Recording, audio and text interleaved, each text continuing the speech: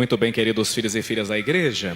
Abram a palavra de vocês, por favor, aí na primeira leitura, no versículo 5, para ver a promessa que Deus está fazendo. Primeira leitura, versículo 5. O Augusto do teclado pode já dar para nós o tom dessa música. Achou aí? Então, naquele nosso método, eu começo e você vai, viu, Emily Bertolazzo? Número 5. Portanto, Deus está falando assim: portanto, se ouvirdes a minha voz e guardardes a minha aliança, o que é que vai acontecer? Sereis para mim a porção escolhida dentre todos os povos. Que mais? Porque minha é toda a terra. Que mais? E vós sereis para mim um reino de sacerdotes e uma nação santa. É disso que fala a canção, olha. Conhece a música? Deus consagrou um povo escolhido, o amou profundamente desde toda a eternidade, para ser sal e luz, gerar Cristo Jesus no seio da humanidade. Pode baterista com a gente, vai lá, baterista. Deus consagrou um povo escolhido, bonito, o amou profundamente desde todo. Para quê? Para ser sal e luz. Que mais?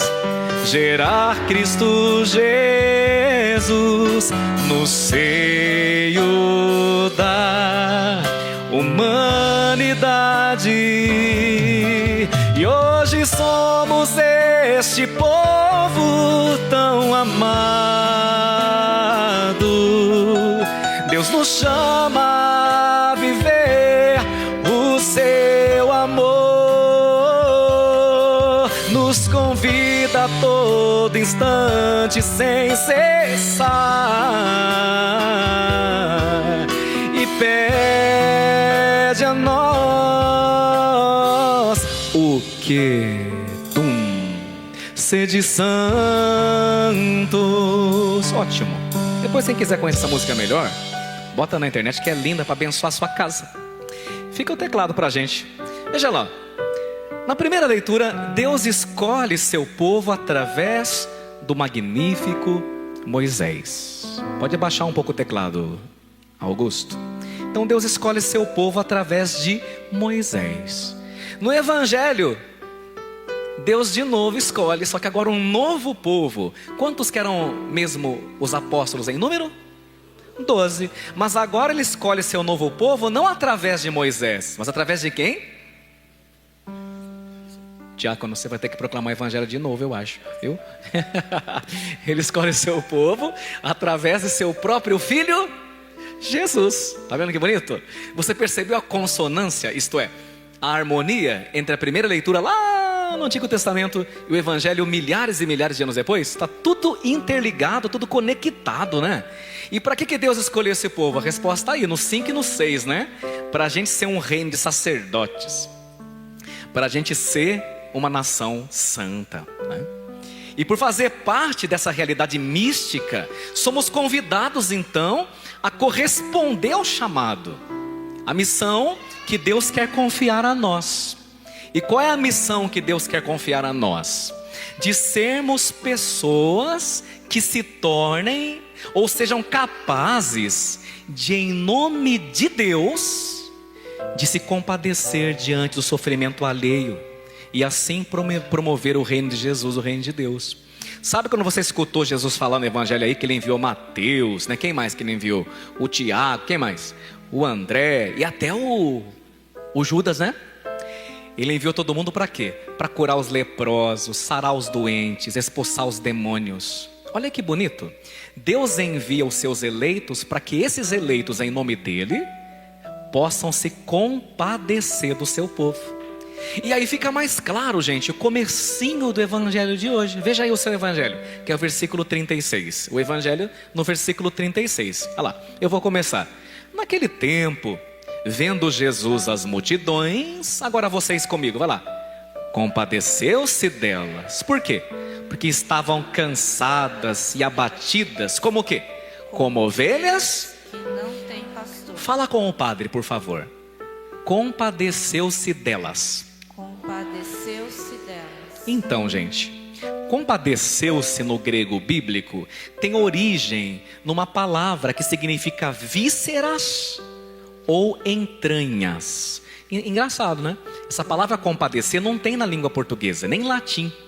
Tem no grego e ela significa então vísceras ou entranhas. Então, na verdade, quando fala assim, que quando Jesus olhou aquela turma cansada e abatida e diz assim, compadeceu-se dela, no original a gente não lê isso. Quando a gente vai estudar a Bíblia, a gente não lê isso, a gente lê assim, e então comoveu-se-lhe as entranhas. É isso que está escrito lá. Mas como no Brasil não vai fazer sentido, aí a Igreja Católica traduz, compadeceu-se dela. Não está errado, não está errado. Só que veja que interessante, por diversas vezes no Antigo Testamento, ou seja, nas Sagradas Escrituras, a gente vê essa mesma expressão aí, compadecer-se, quer dizer, comover as vísceras e as entranhas, que essa expressão ser utilizada para expressar, a gente chama isso de hebraísmo, né? Um sentimento puro, íntimo e profundo. E aí Mateus escolheu a dedo, porque muita gente não sabe, o Novo Testamento foi escrito em grego, gente, mas o primeiro evangelho de Mateus não foi nem em grego nem em hebraico. O primeiro evangelho de Mateus foi em aramaico, que era a língua que Jesus falava no dia a dia, Nossa Senhora, São José, foi em aramaico.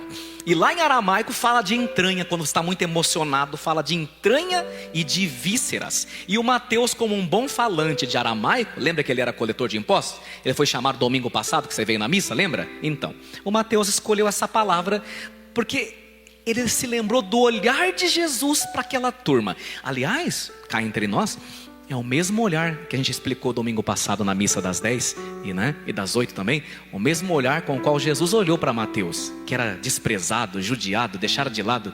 Aquele olhar é um olhar que só Jesus tinha. Aí Mateus escolheu essa expressão. Jesus compadeceu-se da multidão então para Mateus, porque estava nutrido de um amor mais puro, mais profundo, mais íntimo que ele tinha para cuidar daquele povo que infelizmente caminhava sem pastor, tá bem? E aí em português, você sabe que o português é a última filha do latim, né? Os poetas vão dizer que o português, Olavo de Bilac, né?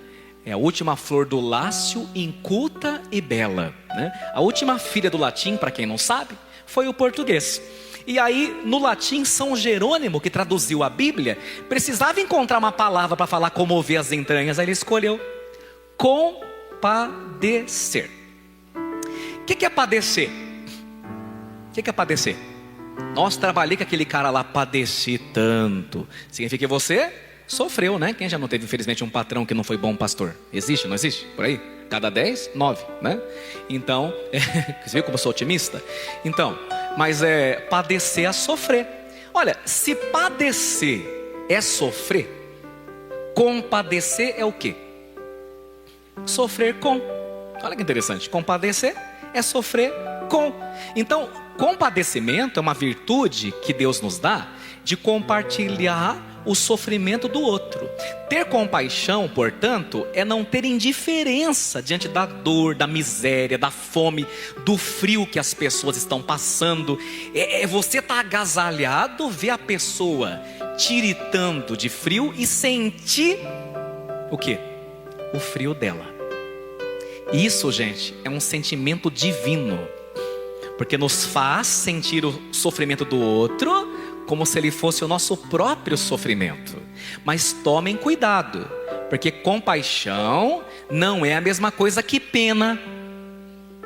Compaixão não é a mesma coisa que dó, né? Não, às vezes a pessoa fala, tenha dó. Ai, senti um dó dele. Dó é uma palavra masculina, mas a turma usa como se fosse feminina, né? Feminina. A turma fala, senti uma dó. Tá errado. Senti um dó. E não é dó maior nem dó menor, né? É outro dó, né? O que é esse dó?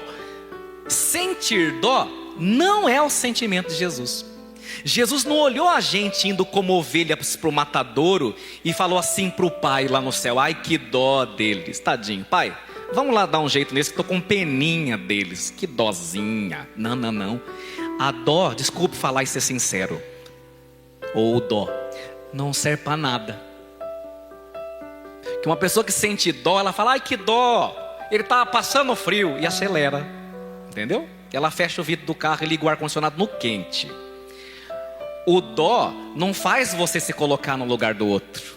O dó é, infelizmente, um sentimento assim de ficar, às vezes, assim, de boca aberta com o sofrimento do outro, mas não te mobiliza e não gera ação missionária, não gera ação evangelizadora.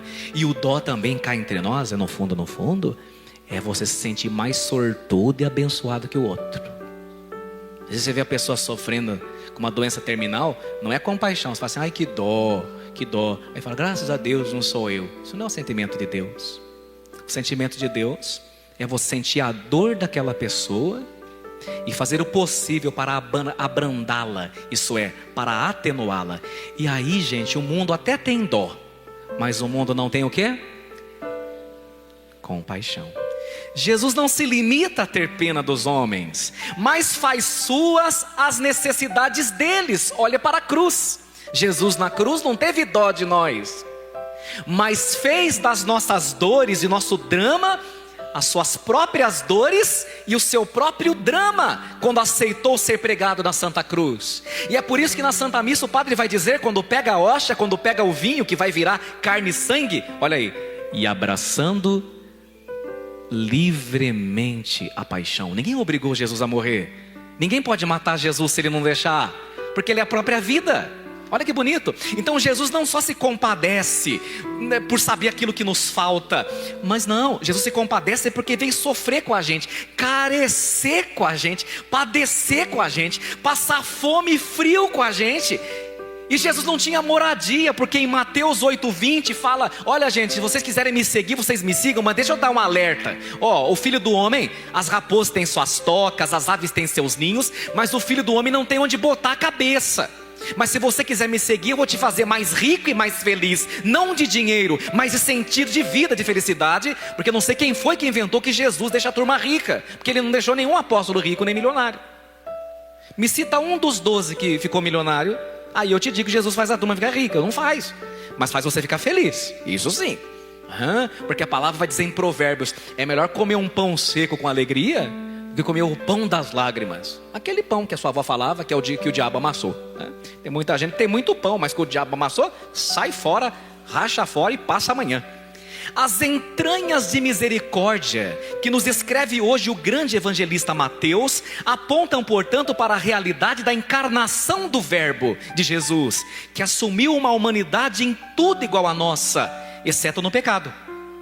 Ele quis vir ao mundo para viver a nossa vida, não de teoria, e também para abraçar e experimentar as dificuldades que são inerentes à nossa vida. E aqui eu não poderia falar todas, né, gente? Mas eu quero que vocês imaginem comigo o que o Filho de Deus, que era servido pelos anjos lá no céu, experimentou quando veio aqui nessa terra. Olha aqui, primeira coisa: Jesus se levantava no inverno, e o inverno da Palestina não é esse do Brasil, não.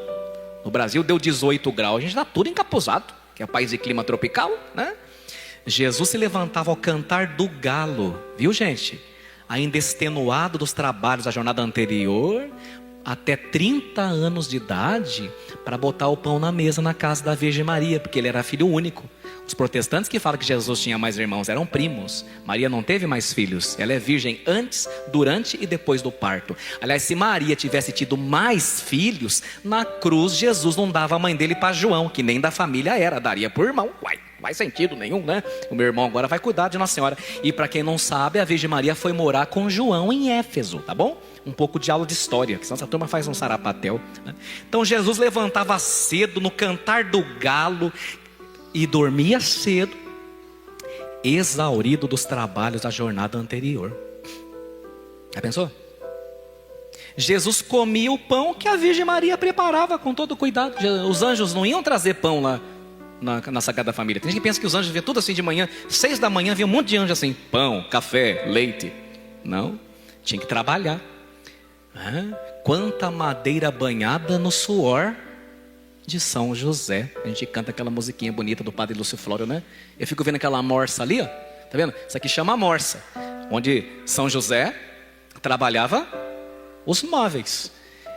Essa morsa aqui era molhada de suor, pingava suor. Jesus. Tá vendo o que é compadecer? Não é imaginar o que é o que o outro sofre, mas ir viver. São José era assistido por Jesus com 10, 11, 12, 13, 14 anos de idade nos afazeres da carpintaria. Tanto é que a Bíblia diz em Marcos que Jesus sabia os ofícios da carpintaria. Jesus era um excelente carpinteiro, para quem não sabe, que aprendeu com São José, né? Olha que coisa. Outra coisa que a turma não pensa e deveria pensar é que Jesus, ele seguiu seus deveres como um judeu piedoso. Como Jesus não tinha fundado a igreja ainda, em Mateus capítulo 16, versículo 16, quando ela falou: tu és Pedro e sobre essa pedra vou construir a minha igreja, onde que Jesus ia rezar? Quem se lembra? Quem se lembra? Não assistiram The Chosen? Onde que Jesus ia rezar? Isso, vocês ficam envergonhados. Na sinagoga. Na sinagoga ele escutava a palavra e lia a palavra igual vocês estão lendo aqui comigo. E ele ia quantas vezes por semana? Uma. Que dia? Sábado, né? Que até então era o sábado. Aí como ele ressuscitou no primeiro dia, virou domingo. Que Jesus não ressuscitou no sábado. Quem guarda o sábado está no Antigo Testamento. Quem guarda o domingo está no Novo, né? Porque Jesus ressuscitou no primeiro dia da semana. Por isso que a Páscoa é domingo. Todo domingo é Páscoa semanal. Sábado depois das 6 horas da tarde já é domingo. Vocês todos aqui já estão no domingo. Tá? Então você veja que interessante, Jesus era religioso e cumpria seus deveres de religioso. Só para você entender, e a missa, aspas, e a missa todo fim de semana, sendo o Filho de Deus, para ensinar que você também não pode ver sua vida sem ir na igreja. O Filho de Deus ia na igreja, como é que você não vai? Como é que você consegue passar sem a igreja? Deus o livre, está querendo ser maior que Jesus? Então você veja que interessante. E vocês que são novinhos, vocês, São Lucas diz que Jesus era obediente a José e a Maria. O Filho de Deus obedecia o pai e a mãe. Então quem são vocês para não obedecer? Se o próprio Filho de Deus obedecia, né? Era submisso a eles em tudo, obediente, educado. Olha que bonito. Então com seu coração de carne, Jesus tem compaixão de nós, que somos ovelhas sem pastor muitas vezes em nossa vida. Por isso que o autor da carta aos Hebreus, no Novo Testamento, no capítulo 4, vai dizer assim: não temos em Jesus Cristo um pontífice incapaz de se compadecer das nossas fraquezas. Ao contrário, passou pelas mesmas provações que nós, com exceção do pecado. E aí o autor da carta aos Hebreus vai dizer: aproximemo-nos, pois, confiadamente do trono da graça, a fim de alcançar misericórdia e achar a graça de um auxílio oportuno. O que significa isso? Jesus se importa com você. Por isso, não sem razão, nós cantamos o salmo de hoje, que é o Salmo 99. Nós cantamos o refrão. O que diz o refrão do seu salmo aí? Fala em voz alta, que é a palavra de Deus. Nós somos o povo e Ele se interessa por nós e Ele cuida de nós. Amém? Tudo isso é lição. Agora, como é que você vai viver isso na sua vida até sábado que vem? Vamos responder. Mas para responder, eu vou fazer uma pergunta que não é muito fácil. A primeira até que é fácil. Respondam para mim: no céu tem tristeza? Sim ou não? Não. No céu tem sofrimento? No céu tem dor? Não. Ok. Nível intermediário. Deus é feliz? Mais ou menos. Fala: credo, o padre ensinou heresia. Calma, espelho moral bico. Deus não é feliz. Deus é a própria felicidade. Deus é muito mais do que alegre, porque Ele é o quê? Deus não é vivo, Ele é? Deus é mais que santo, Ele é? Santidade, né? Então Deus é a própria felicidade. Tudo bem. Agora, nível difícil. Se Deus é santo, é perfeitíssimo, no céu não tem dor, não tem tristeza, responda para mim: Deus pode sofrer? Porque veja bem, quando que uma pessoa sofre? Geralmente, quando lhe falta alguma coisa. Por exemplo, você fica doente e faltou o quê? Saúde. Levou um fora, faltou o quê? O crush. Sempre você está sofrendo por alguma coisa, né? Por exemplo, você está com muita fome, desnutrido, faltou o quê? Comida. Vocês concordam comigo que a gente só sofre quando falta alguma coisa? Ué, pensa em qualquer sofrimento que vier na sua cabeça aí agora. Pensa em algum. Pensa aqui, dor de cabeça, gente internada, gente que levou um fora, gente que o filho brigou. Todo sofrimento implica o quê? A falta de alguma coisa. Mas pode faltar alguma coisa a Deus? Sim ou não? Não, porque Ele é Deus. Então como é que Deus se compadece? Como é que Deus sofre?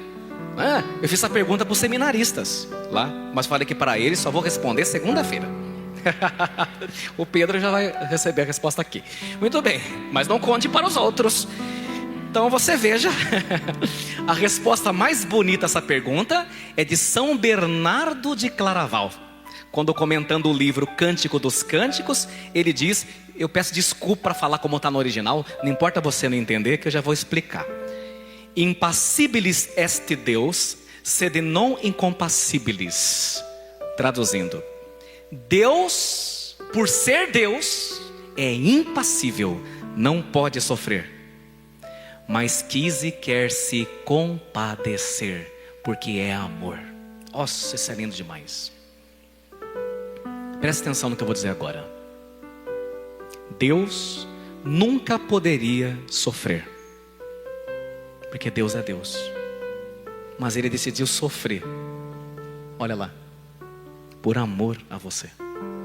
Aquele que é incompassível quis sofrer, para tentar mostrar para você o quanto você importa e significa para Ele. Que coisa mais linda, né? Isso é muito bonito, né? Impassibilis est Deus, sed non incompassibilis. Deus é impassível, mas não é incapaz de se compadecer. Por isso em Êxodo 3:7, quando Deus Pai vê o povo dele sendo humilhado no Egito pelo faraó, eu vi o sofrimento e a miséria do meu povo, eu conheço a tua dor, eu conheço os teus sofrimentos e eu me importo com eles.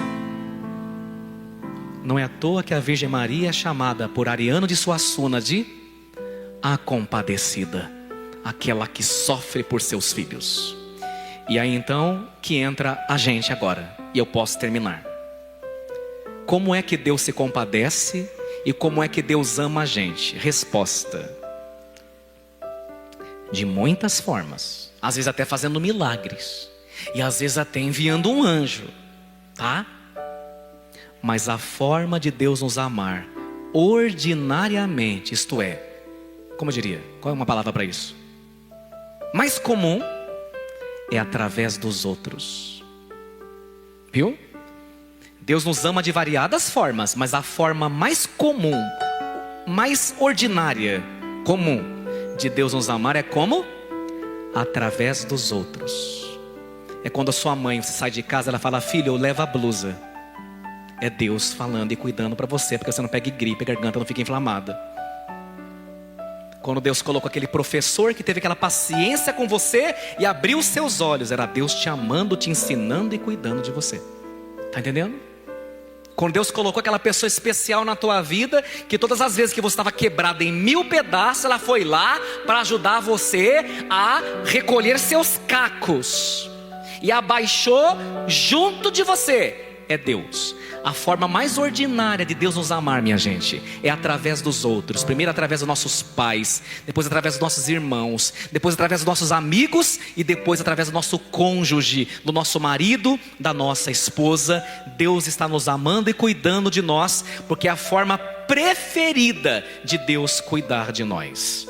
Então, quando Deus hoje elege os apóstolos para serem pastores, não por mérito próprio, Ele elege os apóstolos para o bem da comunidade.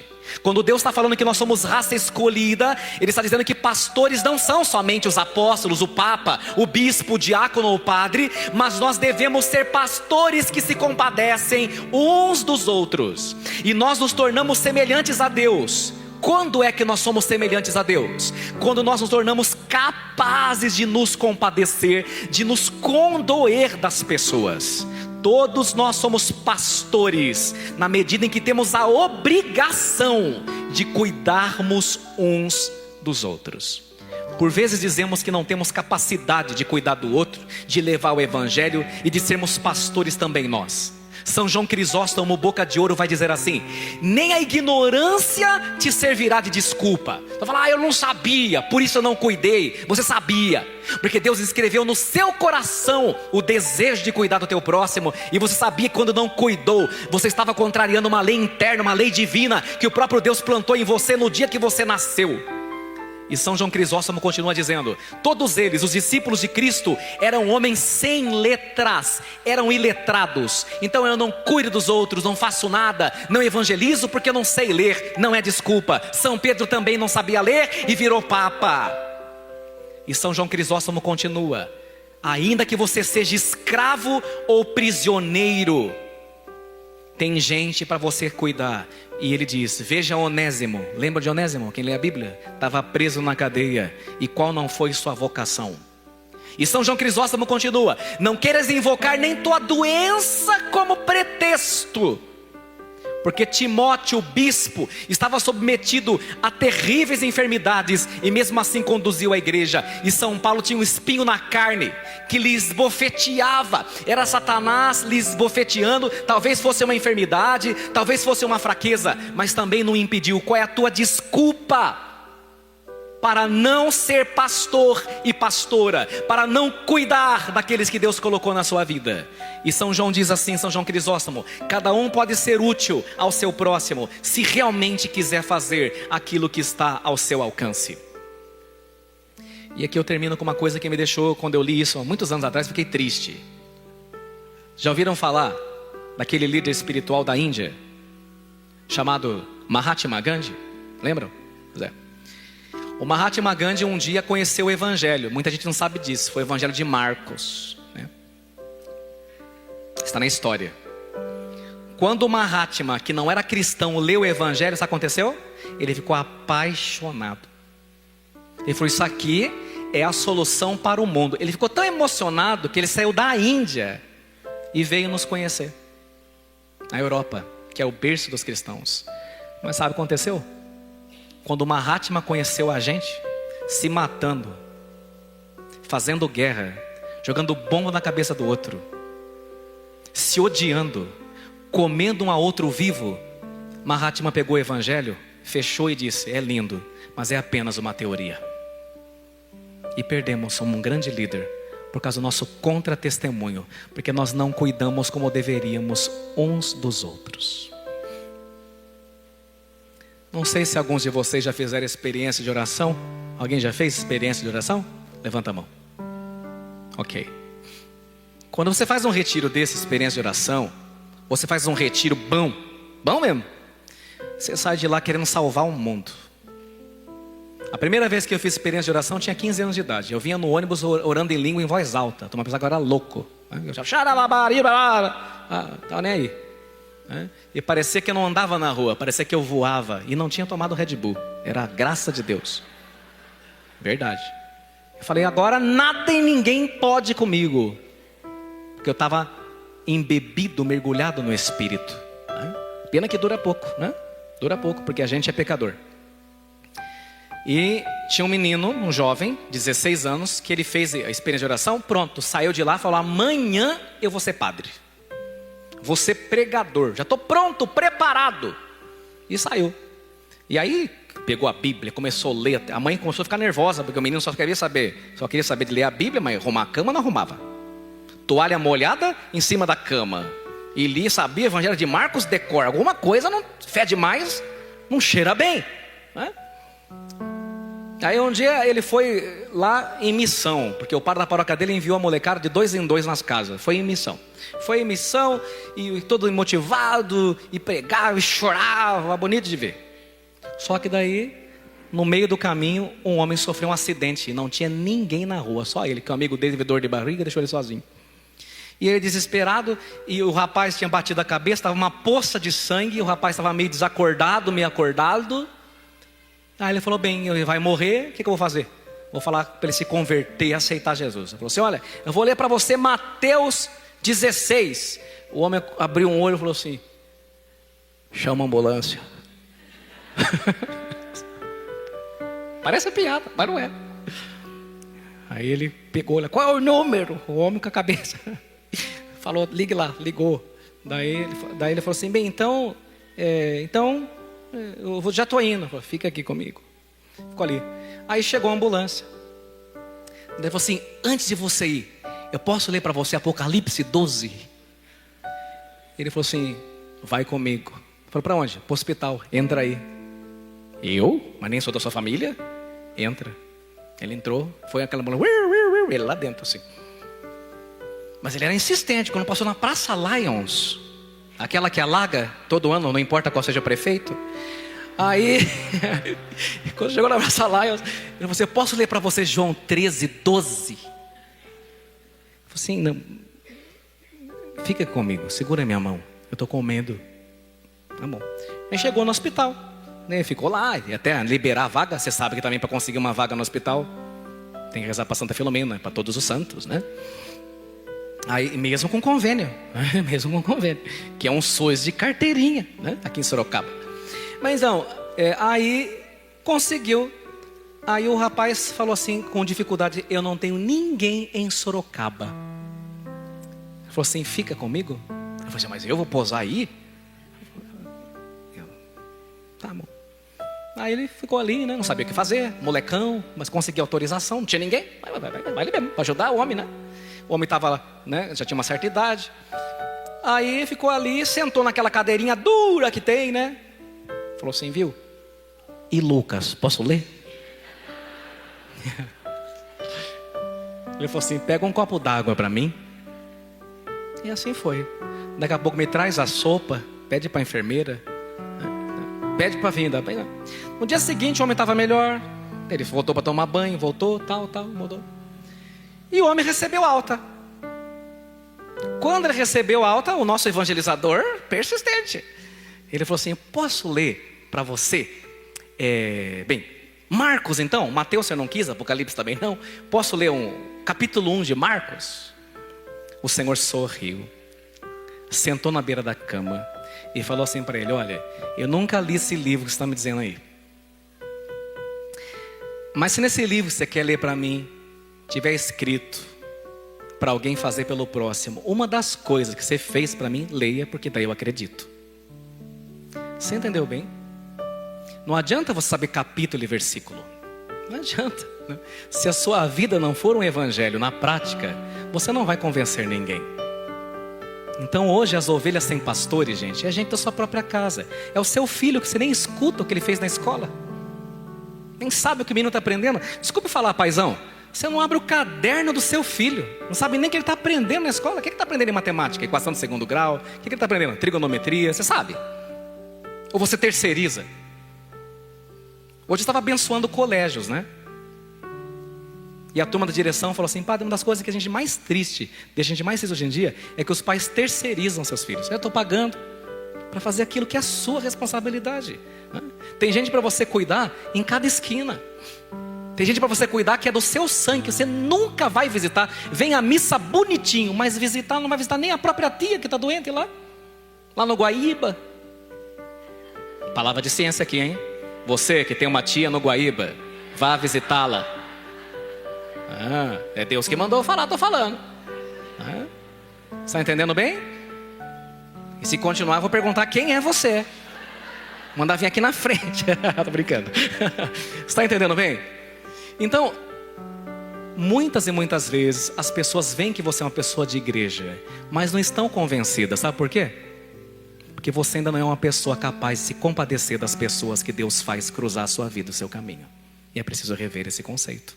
Senão, as ovelhas sem pastores, de repente, serão a turma com a qual a gente convive. Deus nos livre desse mal. Assim seja. Amém. Fica pensando um pouquinho aí.